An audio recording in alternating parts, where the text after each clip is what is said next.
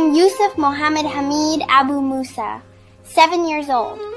My father is a Palestinian physician working in the radiology department at the nearby Nasser Hospital, and my mother is Egyptian Palestinian. My grandmother is from Sharqiya, Egypt, so my father was able to get Egyptian citizenship through her, and my siblings and I also obtained Egyptian citizenship. I have a sister named Judy and a brother named Hamid. I'm the youngest. On October 15th, there was shelling by the Israeli occupation forces on the Nur al-Shams refugee camp inside Tulkarm city in the West Bank. My dad was working a 24-hour shift in the emergency department. Before he left, I called for him, my mom, and my siblings.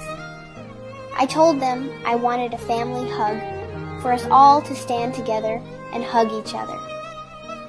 Dad went off to work, and 2 hours later, we heard the sound of shelling. Our house wasn't very far, and Dad started asking where the shelling was coming from, saying he could hear it was close.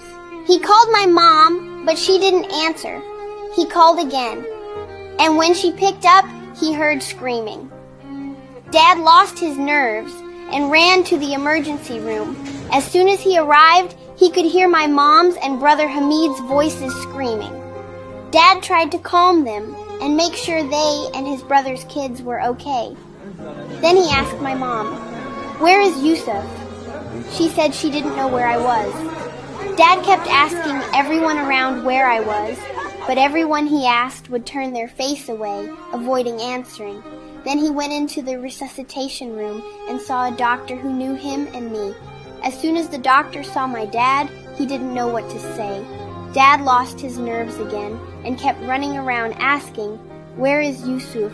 My mom had stopped too, and they were all saying, "Yusuf is 7 years old. His is a white sweet boy with curly hair." There was a photographer taking pictures of the injuries and events. He opened his camera and started showing my mom and dad the photos until my dad recognized me from my clothes in one of them. When he asked the photographer where that child was, the photographer just shook his head without answering. Then someone there said, "I was carrying him and took him to the fridge," meaning the mortuary. My dad said, "I'll go see him.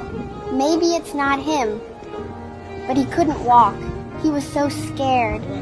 When he got there, he saw his colleagues looking at him sadly, and they helped him into the mortuary. When my dad went in, he confirmed it was me, Yusuf, his son, whom he loved so much. When he looked at me, he felt like he was dying. He also found my older cousin, just 2 years older than me, and another older cousin, and his sister-in-law, whose husband couldn't recognize her because she was just body parts. As for my injured cousins, one had a compound fracture in his thigh, arm, shrapnel in his abdomen, and burns. His sister had a pelvic fracture and a deep wound to the bone in her back. When my dad saw all this, he couldn't speak except to say, "Praise God, and God is sufficient for us. Most excellent is the protector."